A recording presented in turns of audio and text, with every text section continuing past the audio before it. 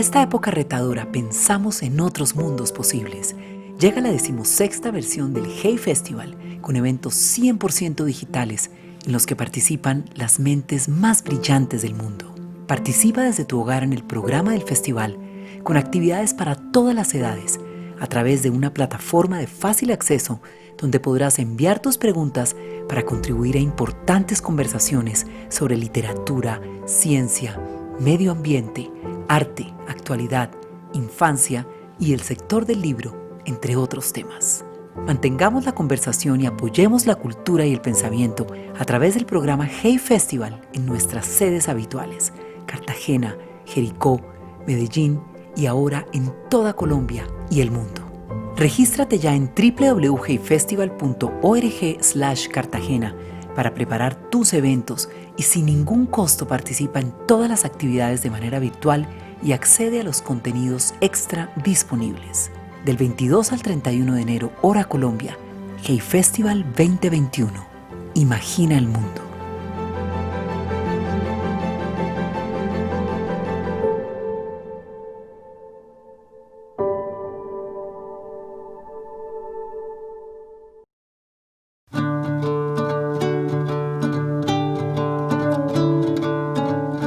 Hey Festival Digital, un mundo de ideas maravillosas al alcance de todos.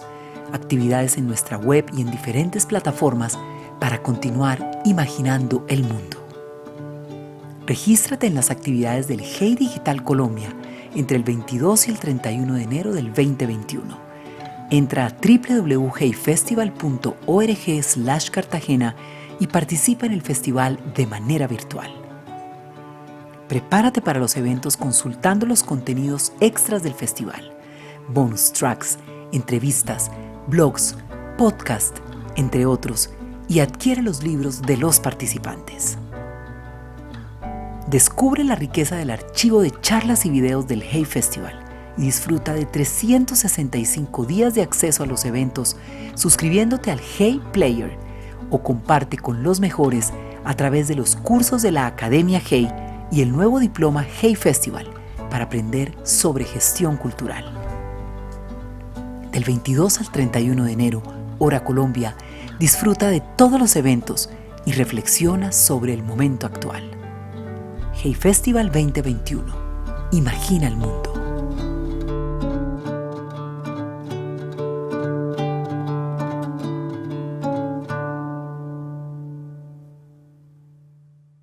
Hola. Quiero desearles un feliz 2021 a todos. Justo ayer estaba leyendo que uno de los sectores más afectados con la pandemia es el sector de las artes. Y entonces hoy quiero pedirles que por favor donen al Hey Festival a través de su página web heyfestival.org para que el Hey Festival pueda continuar en estos tiempos difíciles. Muchas gracias.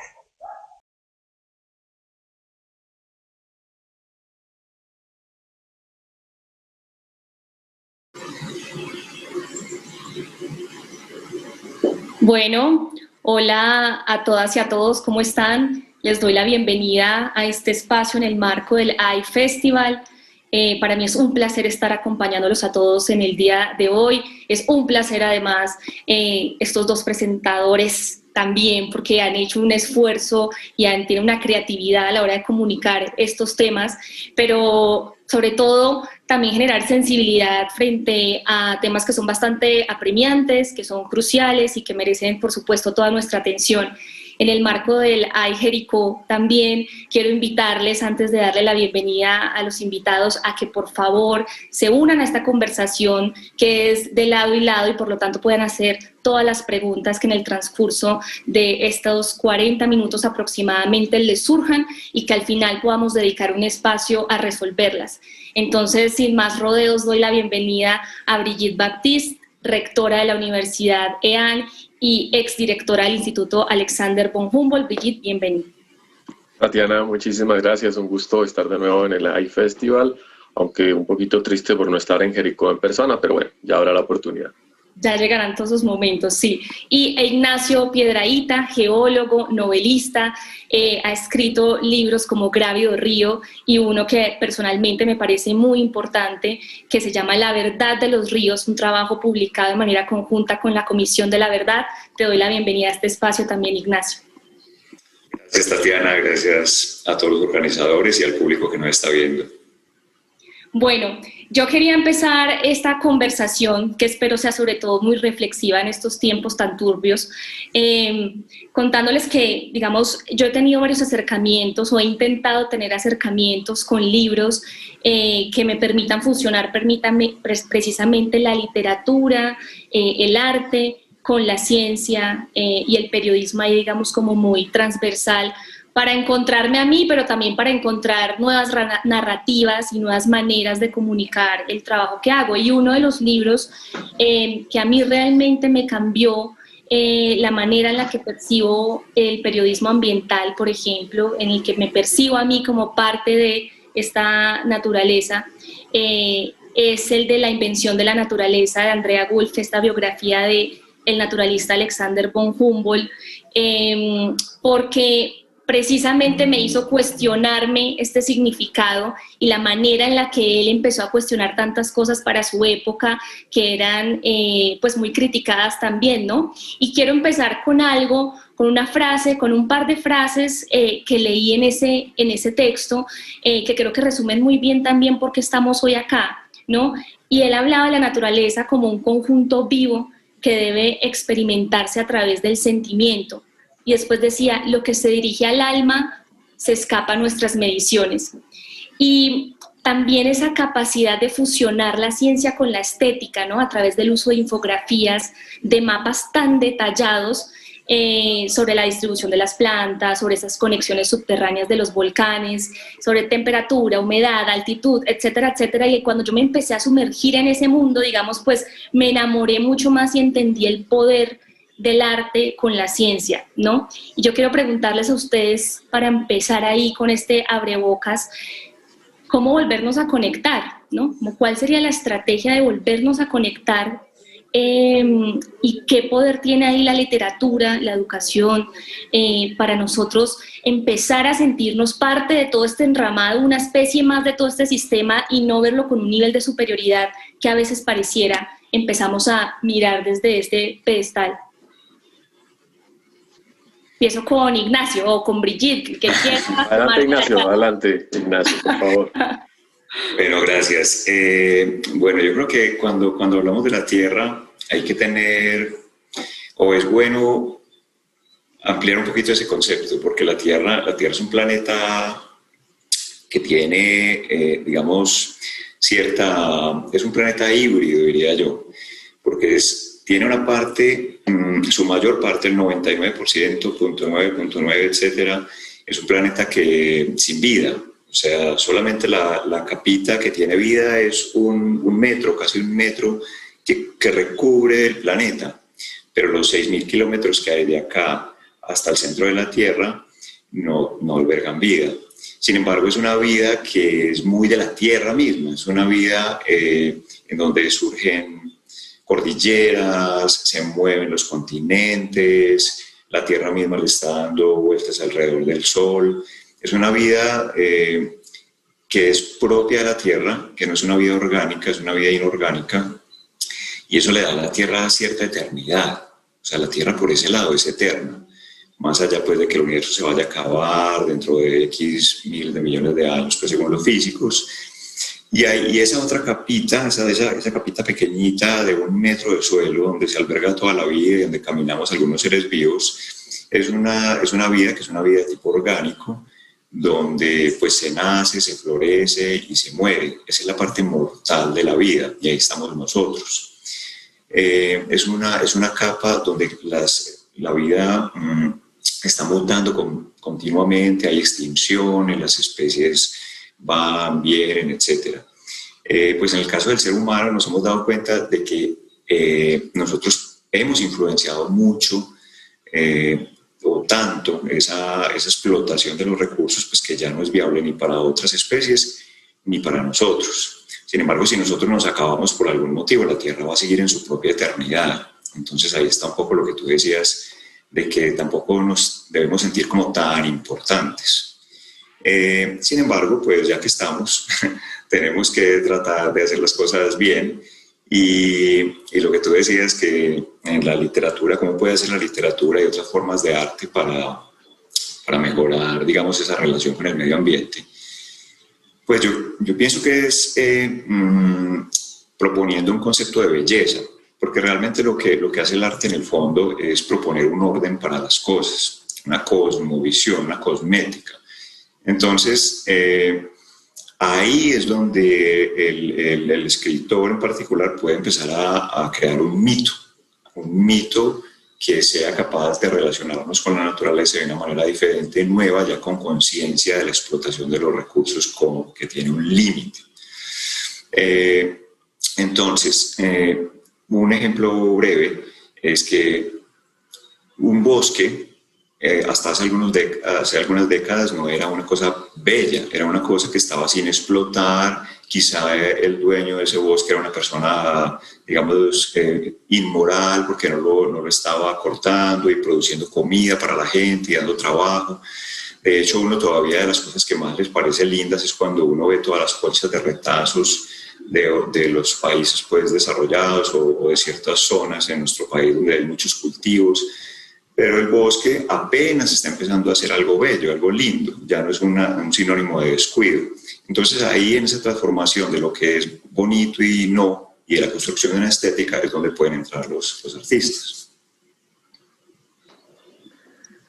Creo que es muy, muy importante lo que dices en relación con la frase inicial que Tatiana nos trae para reflexionar, porque el libro de Andrea Urtz reconoce en Humboldt la capacidad de inventar una versión de naturaleza que fue muy, muy poderosa, o está aún siendo muy poderosa, por lo que Humboldt logró tejer una gran cantidad de fragmentos que se habían venido produciendo, digamos, durante la Ilustración en los últimos 2 siglos en el mundo, con distintas versiones de ilustración, la ilustración francesa, alemana, la ilustración que después fue más anglosajona, en fin.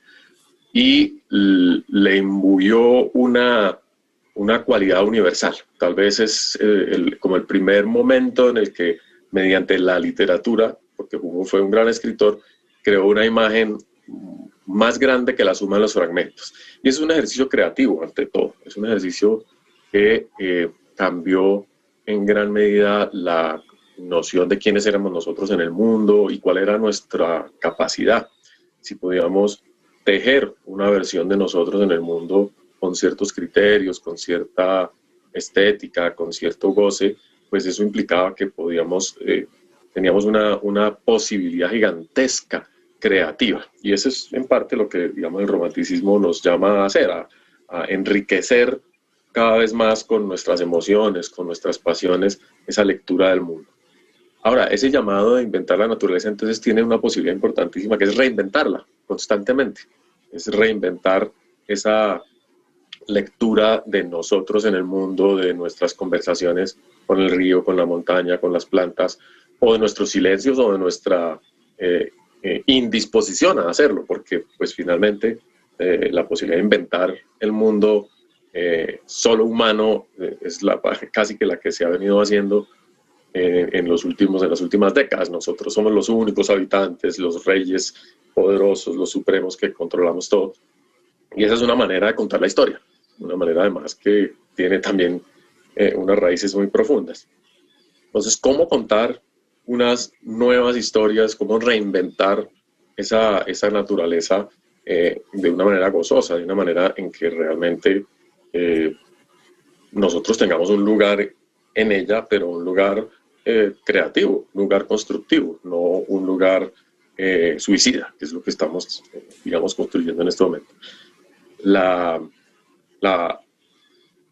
Toda la interpretación de estas cosas tiene que pasar por las artes, tiene que pasar por la literatura, tiene que pasar por un ejercicio sensible, porque es tan compleja la condición del mundo que no podemos dar cuenta de ella a partir de sumar fragmentos. Y tal vez esa es la paradoja de la ciencia.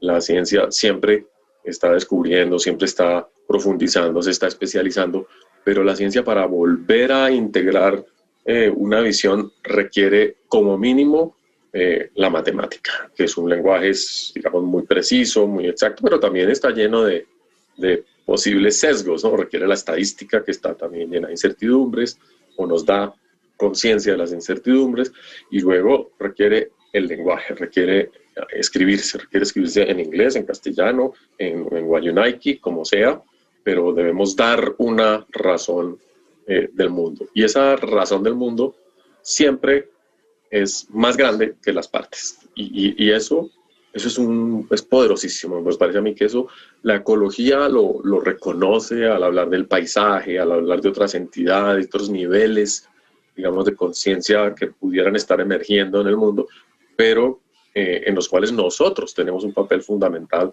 y es crear esas conversaciones para reinventar la naturaleza de otra manera, una naturaleza gozosa, una naturaleza bondadosa, una naturaleza en la que todos quepamos y resolvamos nuestras propias limitaciones como humanos.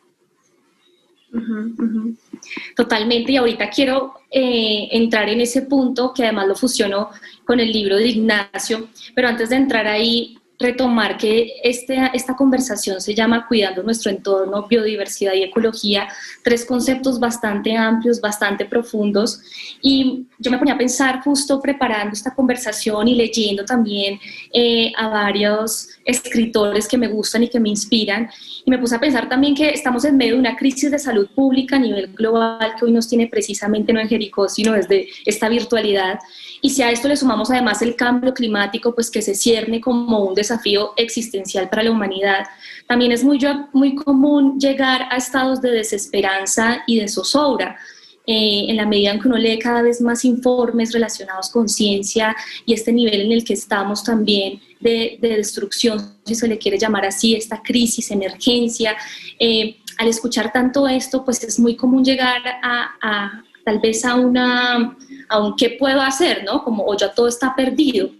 Y recordé también una conversación que tuve en su momento con Cristiana Figueres, esta mujer detrás de, esta mente, detrás de también el Acuerdo de París, y su insistencia en esa charla con lo que ella llama el optimismo testarudo u obstinado, y también en la importancia de que a partir del arte, del periodismo, de la literatura, de distintas maneras de comunicación se pueda combatir la misantropía, ¿no? Esta idea de que el ser humano, pues madre, es una especie despreciable, destructora, la peor de todas, pero también estamos hoy acá hablando precisamente de cultura, de algo que nos une. Estamos también en estos tiempos adversos compartiendo información en tiempo récord para crear vacunas que permitan salvar las vidas de miles de personas, y quiero preguntarles es cómo evitar también cómo evitar la incertidumbre sin caer en un agujero oscuro de la desolación donde ya para qué hago algo si es que todo está perdido, o sea, ya estamos tarde para empezar a actuar, ¿no? Pues a ver, yo pienso que el medio ambiente se tiene que convertir en una religión, pero no son los fanáticos de las religiones los que sostienen las religiones, son los creyentes medios. Entonces, la invitación es esa, a convertirse en un creyente medio y hacer unas cosas mínimas por el medio ambiente, pero tampoco convertirse en un fanático, porque entonces uno está pensando que siempre ya viene el apocalipsis y entonces es o matar o morir. No pienso que se trate de eso, hay que gozarse de la vida, también podemos disfrutar de algunas cosas. Yo pienso que ahí la geología cumple un gran papel, es que los geólogos no somos los más ambientalistas, porque uno de geología sabe que si queremos un computador, el silicio que trae el computador, hay que irlo y sacarlo de una mina. Y entonces si quieres un carro eléctrico, pues es muy bonito, pero necesitas 5 kilos más de cobre, y entonces los geólogos cuando dicen, bueno, vamos a hacer carro eléctrico, pues la minería de cobre se dispara y se hacen más minas. Entonces uno, pues es un poquito, digamos que sabe ubicarse en la mitad, sabe que a veces ser fanático del medio ambiente y eso de que ya viene pues el apocalipsis, pues tampoco, que es un tema más urbano, es un movimiento urbano finalmente. Nosotros decimos, no, que pesar que no estamos en Jericó todos, pero pues si cada uno de nosotros va a ir a Jericó, pues hay que gastar un montón de gasolina, y la gasolina no viene por Amazon, hay que irla y sacarla por fracking, porque si no la sacas por fracking es muy caro y se lo tienes que comprar al vecino. O sea, hay un montón de cosas pues que es bueno como ir también empapándose y ser realista en eso. Esa es una ironía. Entonces, Precisamente que se conversa un montón cuando las convenciones de cambio climático de las Naciones Unidas, todo el mundo allá hablando de precisamente cómo reducir las emisiones de gases de efecto invernadero, ¿cierto? Mientras cientos de personas tienen que tomar vuelos que aumentan precisamente las emisiones, tal cual lo que vos estás diciendo, ¿no? Exactamente. Entonces, pues mira que ahora bien, estamos en una pandemia. ¿Y qué estamos esperando? Pues como que venga otra vez la normalidad para volver a nuestra normalidad. Yo no he visto a nadie que diga, no, pues aprovechemos que ya no tenemos que irnos a reunir físicamente, sino que lo hacemos por Zoom y pues le ahorramos un poco de gasto al planeta, sino que eso lo que estamos esperando es una vuelta a la normalidad. Entonces ahí es bueno que empecemos como también a ser un poquito realistas y que a veces lo que queremos pues requiere, o sea, ser en este momento lo que todos queremos ser, los ideales del mundo de ahora, que es que todos queremos ser un poquito famosos y que nos lleven a todas partes, estar montados en un avión, y eso, pues eso es precisamente contra el medio ambiente. Ahora, hay una esperanza, por ejemplo, y es que todos estos jóvenes de la generación de Greta y todo eso, pues metieron eso ya dentro de sus prácticas y pues van en barco, por ejemplo. Entonces, tratan de hacer cosas que ya están como con la realidad.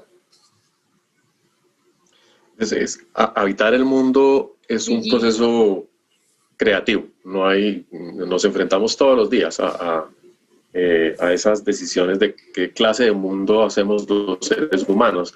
Y es paradójico porque tenemos la posibilidad de movernos en un sentido o en otro. Podemos ser biomiméticos en el sentido de tratar de imitar el funcionamiento biológico del resto de los seres vivos y mimetizarnos, como por ejemplo muchos pueblos indígenas logran hacer una lectura del funcionamiento de la selva, claro, una lectura que costó 3.000, 5.000 años de adaptaciones, de invenciones y de ajustes, y que los lleva hoy en día a tener las consideraciones que tienen para estar ahí donde están haciendo lo que están haciendo, que son muy distintas en la Sierra de Santa Marta, en la Guajira o en el Guaviare.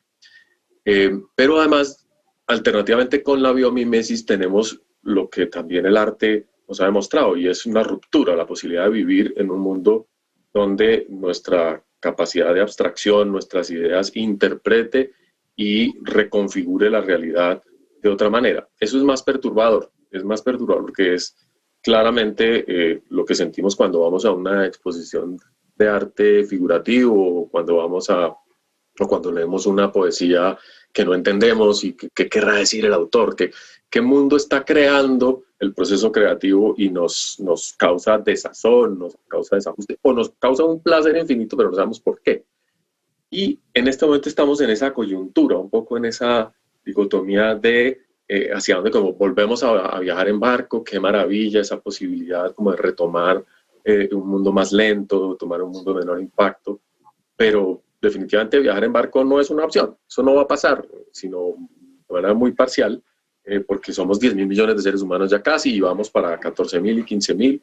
Ahora, dejar a las personas sin viajar, probablemente muchas optemos por movernos menos, por viajar menos, o entonces, ¿qué hay que hacer? ¿Qué clase de mundo habría que reinventar para que volviese a haber esperanza en el sentido de derecho de los demás seres vivos a participar del nuestro, de las próximas generaciones a disfrutar las condiciones que vimos nosotros del pasado? Entonces, todo el tiempo hay una tensión muy grande que hoy en día es casi que el eje del debate ambientalista, en si nos dejamos llevar por las nostalgias, si nos dejamos llevar por momentos del pasado, si nos inspiramos para dar una vuelta y recuperar, o si damos un salto adelante de otras maneras, por ejemplo, hacia las virtualidades.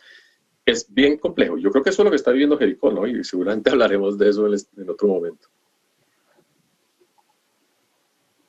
Tal cual, tal cual. Y precisamente frente a ese tema de cómo uno resignifica también. Leyendo tu libro, Ignacio, La verdad de los ríos, recordé también un informe que a mí me marcó muchísimo, que es el del Centro Nacional de Memoria Histórica, que se llama Recorridos por los paisajes de la violencia en Colombia. Y me marcó mucho y me parece muy bueno además, porque fusiona precisamente, o más bien genera conversaciones distintas frente a temas que están tan arraigados a nosotros, la violencia, la guerra, ¿no? Y fusiona unas narrativas que hasta el momento, digamos, en un informe como ese, yo no había visto antes, porque empieza a hablar de los paisajes, digamos, como más característicos de la violencia en nuestro país, y les quita, digamos, esa categoría de meros escenarios contemplativos, ¿sí? Sino que más bien los convierte en escenarios donde hay movimiento, donde hay conflictos, donde hay relaciones, pero sobre todo donde la gente tiene la capacidad de resignificar esos espacios también, y a veces dentro de una misma comunidad, un mismo espacio tener muchísimos significados, ¿no? Dependiendo de esas relaciones que se van dando con el tiempo y esos distintos valores que se le van dando también a la naturaleza. Y recuerdo como un árbol de tamarindo tenía tantos significados dentro de una misma comunidad, como un río también adquiere distintos valores. Y me gustaría, Ignacio, que nos comentaras, que nos explicaras más a fondo una metáfora que tú utilizas ahí, y es también de cómo los ríos, después de las crecientes, también pueden cambiar de curso, como los ríos tienen su propia fluidez, su propio movimiento, y digamos que bandos o personas que antes podrían estar en combate, tener distintas posiciones, pues pueden terminar después en la misma orilla, porque el río precisamente puede actuar como una barrera ante eso. Y me parece una metáfora preciosa, pero además muy, muy, muy realista. Sí, mira, cuando estaba leyendo sobre el río Magdalena y recorriendo, descubrí que la palabra río viene de una raíz latina que es ribus, que es la misma raíz latina que se usa para la palabra rivales. A ambas orillas del río se crea una rivalidad por un espacio de separación. Y hay algo muy importante de los ríos, es que los ríos normalmente cambian de curso después de las crecientes, como lo he explicado, porque tal como ocurre, digamos, con los seres humanos que tienen un periodo de paz y después viene un periodo tumultuoso y hay cambios y las cosas ya no son las mismas, lo mismo le ocurre a los ríos. Cuando un río le ocurre una gran creciente, muchas veces sus brazos cambian. Entonces, esos rivales, esas poblaciones que estaban opuestas, incluso, por ejemplo, Mompox está sobre uno de los costados del brazo de Mompox, del río Magdalena, y generalmente se atrincheró ahí y no creció en el otro lado porque al principio en el otro lado era una tierra más dominada por los indígenas, después se volvió ganadera, pero en un principio estaban los indígenas en un lado y, digamos, los blancos en el otro. Entonces, pero eso puede cambiar después de una creciente. ¿Y qué es lo que ocurre? Que entonces pone a dos poblaciones que eran rivales, las pone en el mismo lado. Entonces ahí es donde la metáfora empieza a funcionar desde el punto de vista literario y es, bueno, ¿qué pasa cuando quedamos en la misma orilla? Nos toca empezar a hablar, a cooperar, a evolucionar finalmente. Y eso me parece algo que está directamente relacionado a la geografía. La geografía tiene una cantidad de metáforas que nos pueden enseñar, como esa, o como, por ejemplo, la del Nevado del Ruiz y Armero, que es una catástrofe, pero es una catástrofe en la medida en que hay gente ahí abajo, donde hay algo que naturalmente sucede. Ahora, por ejemplo, pues hablando un poco de esa región de la Depresión Momposina, que es una región tan hermosa y que creo que vale la pena visitar solo por eso, y leer el libro si se puede, contar cómo el Magdalena, cuando llega a Magangué, el Magdalena se abre en muchos brazos, que yo digo que parece una divinidad hindú, esas que tienen una cantidad de manos, porque entonces el río se abre. Y esos brazos están en continuo movimiento. Inclusive cuando uno mira un mapa, uno ve que hay un pueblo que se llama Talaigua y otro que se llama Talaigua Nuevo. y es porque primero pasaba el río por ahí, pues el río se fue y entonces a esta población le toca ir y buscar la orilla. Entonces, eso es otra metáfora que también nos está diciendo, quizá esa nueva orilla que tenemos que buscar en la medida en que la naturaleza cambia y se transforma en parte naturalmente y en parte porque nosotros la transformamos, exige cambios profundos en nosotros mismos. Cuando se firma, Brigida Ignacio, el acuerdo de paz, recuerdo también que, o bueno, hemos todos visto también cómo el periodismo adquiere nuevos valores y nuevas narrativas para empezar a fusionar precisamente la naturaleza, este patrimonio natural, y empezarle también a dar un protagonismo que tal vez antes no tenía, precisamente por la carga de violencia que pues antes acaparaba también las historias en los medios de comunicación. Y preguntas, por ejemplo, como, o siempre, digamos, y de ahí que Ignacio, tus libros, en el que se les da tanto protagonismo a los ríos, ¿no? Sobre todo el río Magdalena, el río Cauca, y empiezan a ser también protagonistas de tus historias, además de ti como un caminante y como un explorador. Pero me surgían también preguntas y me surgen todavía muchas preguntas, por ejemplo, si los sujetos humanos, digamos, como pudiesen hablar, ¿cierto? Y contarnos sobre cada vez que fueron testigos de un bombardeo aéreo, de la voladura de un oleoducto, de la entrada de un batallón en la montaña, de la construcción de una trocha en medio del bosque, de la aspersión indiscriminada con glifosato en sitios de pancogeros, sitios sagrados, también las miles de fosas comunes cavadas, los cuerpos sin vida flotando en tantos ríos. O sea, si todos estos sujetos que tal vez no han sido lo suficientemente protagonistas en nuestras historias, hablándolo en términos, digamos, del periodismo, pudiesen hablar, ¿no? Como qué historias se nos están escapando, me pregunto yo constantemente. ¿Cuáles son esas nuevas narrativas que van a surgir en un futuro tal vez muy cercano? Y Brigitte, tú en alguna conversación que diste, en alguna charla que diste, hablabas de cómo se construye la verdad, y recuerdo, y decías ahí, mitad ignorancia y mitad conocimiento, ¿no? ¿Cómo construimos esa verdad en la que todavía no conocemos del todo la biodiversidad, que durante tanto tiempo, pues la violencia también nos mantuvo al margen de eso, ¿no? Tantos territorios que todavía no conocemos, tantos sitios todavía, incluso la ciencia todavía con demasiados datos que hacen falta, viendo este sistema de biodiversidad y hablando con todos ustedes, los científicos, diciendo, pucha, nos falta todavía demasiado por conocer. ¿Cómo empezamos a construir también esa verdad alrededor precisamente de cómo se llama esta charla, el cuidado de nuestra biodiversidad y el cuidado de nuestro entorno? Lo que mencionas del periodismo es supremamente importante porque en Colombia, hasta hace muy poco, yo no soy, digamos, historiadora de las artes, no soy una profunda conocedora de ese proceso en todas las dimensiones de las artes en el país, pero lo que uno sí ve es que el tratamiento de nuestro territorio, de nuestra biodiversidad, de nuestros ríos, fauna, flora y todo eso, ha sido extremadamente poco desarrollado. Y proporcionalmente además a la presencia que tienen todos estos elementos entre nosotros.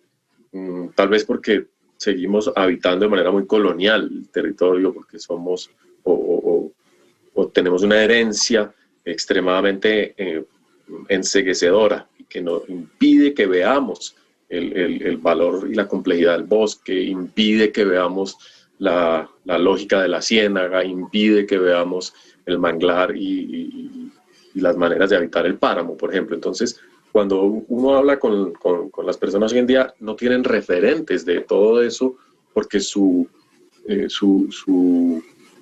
educación no leyó los libros en los que se hablaba de ello, fuesen completamente ficciones, fuesen poesía, no vio el arte que se esculpió o se pintó durante el siglo XX, sino como que siempre estuvimos muy enfrascados en el problema de lo humano, incluso en el derecho, ¿no? Y por eso somos tan introspectivos como humanos y tan ricos en filosofía y en discusiones sobre el poder de la lengua, pero tan, no diría pobres, pero limitados hasta ahora en la referencia a esta riqueza en la que habitamos. Entonces, me parece a mí que ahí hay un elemento muy difícil porque nos pone un reto de recrear y de volver a leer.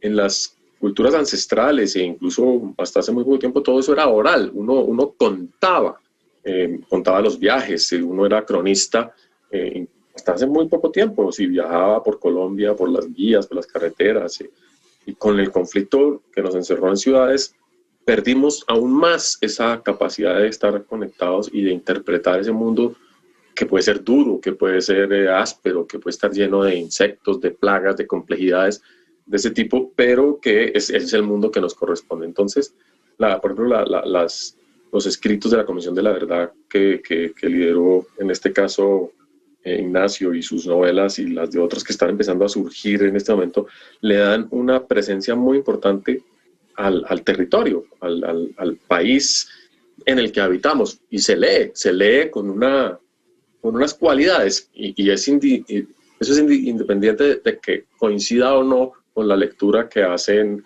los geólogos en las facultades o los geólogos en los papers, porque es una interpretación que es lo que necesita la gente. La gente necesita una mano amiga, que la pasee por esa posibilidad de interpretar el mundo. Yo justo estaba viendo aquí algunas de las preguntas que nos empiezan ya a mandar. Me parece muy importante empezar a ahondar en el rol que tiene la educación también en esta relación que estamos hablando, y cómo, a mi parecer, una educación también escéptica, pero además volviendo como a conectarnos con principios básicos con la naturaleza, pues también nos permite generar otro tipo de relaciones. Y quiero empezar con una pregunta de Sandra María Ocampo, y dice, supongo que especialmente para Brigitte, dice, ¿qué recomiendan ustedes para tener en cuenta en la educación de nuestros niños en el momento actual para subsanar este momento de educación con tantas restricciones de contacto y poca convivencia e interacción con el medio ambiente? Importantísimo. Yo creo que vamos a aprovechar muy bien esta deficiencia de verde, deficiencia de aire libre, tan pronto podamos volver a salir. Se demostró un poco en esta franja de pausa que tuvimos en noviembre, diciembre, y claro que tuvo consecuencias graves, pero todos queremos volver a salir, queremos volver a la playa, queremos volver a caminar por el parque. Entonces haríamos bien, incluso oficialmente hablando desde la política pública, en promover un reencuentro con nuestro país como manera de sanar en todo sentido, que los niños en las escuelas urbanas tengan en todos los casos la posibilidad de ir a un parque nacional, de ir a recorrer una quebrada, de ir a sembrar un árbol en memoria de los fallecidos por la pandemia, en fin, como de ejercicios de regeneración y de sanación.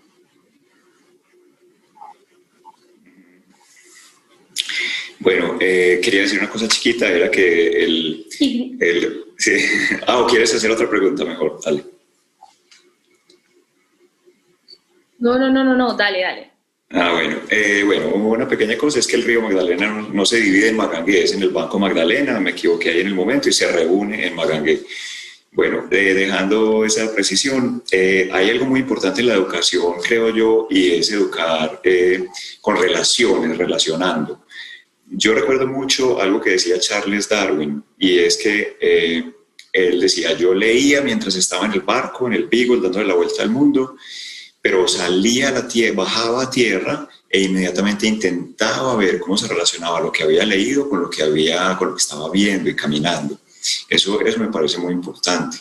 Un ejemplo sencillo, cuando uno va hacia un inodoro, pues es sencillo y un poco grotesco, pero en Bogotá o Medellín, digamos que es en Bogotá, sale al río Bogotá, baja a Girardot, va por todo el río Magdalena, el contenido de ese inodoro que uno vació, pasa, puede ser por Mompox, por el Brazo de Loba, llega a Magangué, luego llega a Calamar, de ahí coge el canal del dique, se va por todo el canal del dique, sale a la bahía en Barú, y las corrientes lo llevan ahí a Cartagena, a las playas de Cartagena. Entonces, con suerte uno puede vaciar ese inodoro en Bogotá y salir, irse para su playa en Cartagena y uno mismo se está bañando con eso ahí en el mar, con eso mismo que vació. Entonces, yo pienso que esas relaciones, ese relacionar, y sobre todo que la geografía, en donde todo está tan metido, tan en la naturaleza, todo está como que hace parte de una cosa de otra, nos puede enseñar a enseñar y aprender también. Buenísimo. Cuando no se lo come en forma de bagre, que lo cogieron los pescadores de abajo de Bagangué, ¿no? Y nos lo mandaron congelado otra vez para arriba. No, y ahora esos microplásticos, mercurio, no. Bueno. Eso sí ya los tenemos todos. Otra pregunta también está específicamente para ti, Ignacio. Pregunta Margarita Correa a propósito de lo que mencionabas del poder de estas nuevas juventudes también frente a la conciencia alrededor del cambio climático. ¿Qué opinión te merece la movilización y la incidencia que ha tenido especialmente Greta Thunberg? No, a mí me gusta, digamos que yo pues casi no uso Instagram y las redes sociales, pero en algún momento en que quise usarla fue para ver qué decía o qué hablaba Greta Thunberg. Y me parece que darle como ese poder a gente tan joven, así sea fanática, no importa, y que después crezca y se vuelva un poquito más conservadora, eso no importa, porque eso pasa siempre, pero es mejor empezar chiquito, fanático, pues para llegar más o menos en la mitad cuando uno esté más grande. De modo que me gusta eso que hacen y la voz, el tono que le dan fuerte a sus cosas. Entonces creo que, digamos, es una buena edad para ser un fanático. Bueno, el reclamo es justo ante todo. Yo creo que las nuevas generaciones son las que más tienen que pensar que el mundo en el que crecerán va a ser muy distinto y que no necesariamente nosotros estamos soltando el mando o generando las condiciones para que ellos puedan disfrutar de su propio momento. Entonces esa indignación me parece importantísima, el reclamo, la actitud, decir, oiga, ¿ustedes qué están haciendo con el mundo? Ya cuando empiezan a dar consejos de qué es lo que hay que hacer, ahí sí ya me distancio totalmente. Yo sí no creo que un joven de 14 o 15 años tenga la capacidad de decir la minería hay que hacerla así o no hay que vivir de esto o hay que cambiar esto de tal manera radical. Creo que la conversación es muy importante, tenerla, pero sí se requiere ya unos niveles estructurados mucho más complejos, más ricos, para que no nos casemos con un dogma o con una única versión derivada de la indignación, porque es que la ira es importante, pero es mala consejera. A mí algo que me parece interesante también ahí es de esta mezcla indignación más acción, porque es muy fácil indignarse, pero este movimiento de jóvenes global tan fuerte de todas formas, por supuesto, con todavía muchos vacíos a veces argumentativos en ciertos momentos, pero de todas maneras muy poderoso, muy válido también, pero sobre todo lleno de acción y de un trabajo muy conjunto en distintas escalas, porque además tienen su organización muy estructurada para distintos frentes. Eso me parece bastante interesante de cómo se han organizado. Hay otra pregunta de María Rojas que habla, ustedes ya también como científicos, ¿creen que la presencia de los grupos armados en determinadas regiones del país evitó de cierta medida la explotación de los recursos naturales? Sí, de hecho, pues eso ya está demostrado científicamente. O sea, la vuelta, digamos, cómo es tan paradójico las cosas, que la vuelta de las personas otra vez pues a cultivar y aprovechar la tierra, pues como antes lo hacían, pues ya está teniendo efectos nocivos al medio ambiente. Pues ahí eso es una muestra de la complejidad del problema al que nos enfrentamos. Sí, es un hecho, un efecto colateral, digamos, que no creo que amerite un reconocimiento ni gratitud particular con nadie, sino se dieron las cosas así, pero que nos enseña algo muy importante, y es que la gobernanza, un acuerdo para manejar un territorio por parte de cualquier tipo de actores es finalmente la acción más importante que se requiere para orientar su trayectoria ecológica. Es decir, necesitamos hacer presencia, y presencia coordinada con una serie de apego a reglas que construyamos conjuntamente, y eso es lo que permite que la selva subsista o no subsista. Pues bien sean las fuerzas del terrorismo que excluyen al resto del mundo del territorio porque lo manejan con sus propios criterios, o bien sean las fuerzas del Estado, o bien sean las fuerzas de la comunidad, si eso persiste durante 20, 30, 50 años, van a producir un resultado ecológico perceptible. En cambio, el conflicto en sí impide que se estabilice nunca una perspectiva de manejo, y ese caos sí es el que es absolutamente deteriorante e insostenible. Bueno, ya se nos están acabando los minutos, hay un par de preguntas más, pero quiero cerrar esto también un poco como lo empezamos y preguntarles a ustedes, Ignacio y Brigitte, ¿qué los inspira? Digamos, ustedes se levantan en medio también de un bombardeo de información y también en estas circunstancias en las que nos encontramos, y me gustaría entender cuál es ese libro, cuál es esa persona, cuál es esa idea, ese concepto, ese sueño, etcétera, que les inspira también cada día. Buena pregunta. Pues a ver, yo, digamos, particularmente trato de mantenerme un poco al margen, no con extremos, sino pues un poquito al margen de tanta información, y poder generar un poquito más de conocimiento dentro de mí, y pues un poquito más de sabiduría, y un poquitico de sabiduría, digamos, pues como para utilizar ahí un poema pues de Eliot, que dice: hay mucha información, ¿dónde está el conocimiento? Y mucho menos la sabiduría. Entonces tratar de sacar un poquitico de sabiduría con una determinada cantidad de información y algo de conocimiento. Hay un autor que yo siempre menciono mucho y que me gusta y me inspira, y es Henry David Thoreau. Él vivió en el siglo XIX en el noreste de Estados Unidos.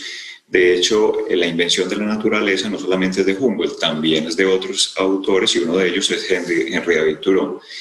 Él es un naturalista que en este momento me parece muy válido, naturalista y escritor también, porque no fue una persona que se movió demasiado, o sea, trató de encontrar la universalidad en su región, y eso me parece que ahora tiene mucha importancia.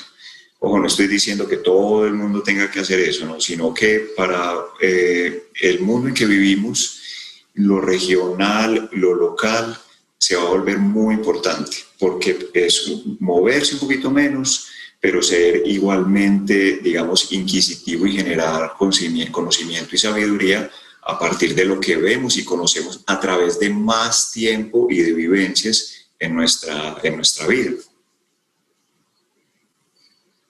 Sí, la vida de los otros, la vida de las otras especies con las que compartimos, creo que es muy inspiradora si uno logra algún nivel de permanencia, una conversación un poquito más continua que aquella del flash. Vi un pájaro, ¿qué pájaro es ese? Quiero saber el nombre. Ya, y a otro negocio, vamos al siguiente pájaro. Y vamos haciendo la lista de las plantas, y confundir la biodiversidad con una abundancia de la cual no podemos dar razón ni podemos realmente crear un vínculo. Entonces, yo me inspiro muchísimo todavía en mi convivencia en el jardín de 2 metros que tengo, donde llevo de corazón cada flor, donde veo como una orquídea produce una flor al año, y a veces se pierde, y digo, ay, Dios mío, cuando uno siembra una semilla, lleva 6 meses creciendo, y pasa el gato y la destruye, y uno dice, Dios mío, porque es que el tiempo es inexorable, ahí sí que no hay manera de acortarlo, ni con biotecnología, ni con nada, pero le puedo dar sentido a mi experiencia. Y pues obviamente que en términos de literatura y de libros y todo, me gustan ahora mucho los ensayos, estoy siguiendo mucho, y les recomiendo a Timothy Morton, que es un crítico muy importante sobre las narraciones ambientales de la naturaleza, cómo se construyen y cómo ha sido la historia de ellas, incluido a Thoreau, a Humboldt. Seguramente que a Ignacio le va a encantar. Bueno, se nos acaba el tiempo, de verdad les agradezco mucho a todas y a todos los que nos acompañaron en este espacio, y especialmente a Brigitte y a Ignacio también por esta conversación tan bella, tan fluida, tan reflexiva. Muchas gracias a iFestival, a Jericó también, y nos vemos en otra oportunidad. Muchas gracias, Tatiana. Gracias, Ignacio. Un gusto. Gracias a todos. Un abrazo a todos.